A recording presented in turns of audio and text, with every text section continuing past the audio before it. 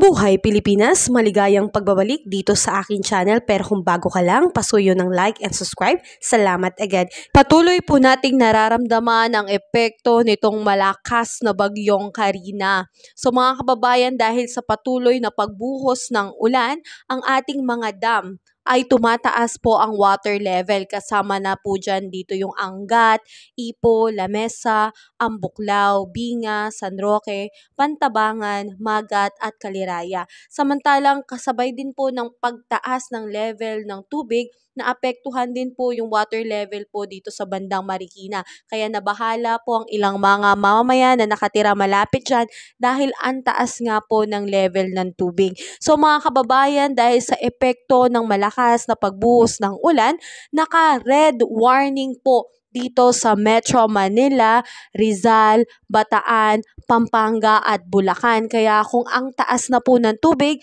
lalagpas na po ng bewang o mas mataas pa, tayo po ay inaanyayahan o ini-encourage na lumikas na po ng ating tahanan at pumunta na po sa mas ligtas na lugar, sa mga evacuation center po. Samantalang naka-orange warning po dito sa may Cavite at Zambales. Obserbahan po ang pagtaas ng tubig dyan, lalo na po sa mga low-lying areas, dahil mapanganib po kung tuluyan pong tataas ang level ng tubig dulot nga po nitong tuloy-tuloy na pag-ulan ng bagyong Karina.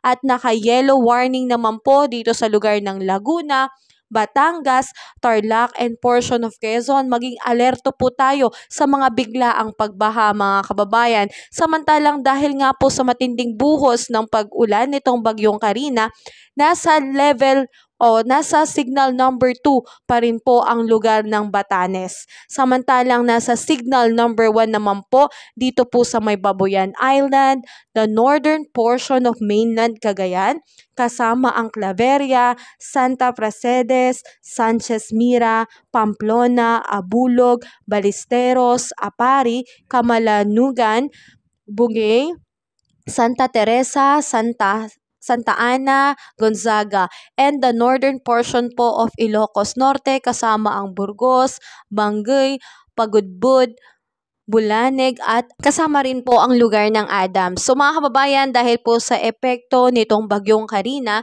tayo po ay makakaranas ng moderate to heavy rain dito po sa lugar ng Batanes and Babuyan Island. So patuloy po tayong mag-ingat mga kababayan. At kasabay nga po ng paglahas nitong Typhoon Karina, patuloy nitong pinag-iibayo o pinalalakas ang epekto nitong southwest monsoon o hanging habagat. Kaya asahan po ang malakas na pag-ulan lalo na sa hapon at sa gabi dito po sa may Ilocos Region, Cordillera Administrative Region, Nueva Ecija, Quirino, the eastern portion of Isabela, Central Luzon, Metro Manila, Calabarzon, Mimaropa, Bicol Region, Visayas, Zamboanga Peninsula, and the Northern Mindanao. Kaya patuloy po tayong mag-ingat mga kababayan. Ito pong bagyong Karina ay patuloy pong lumalakas, although unti-unti na po itong lumalabas ng ating bansa.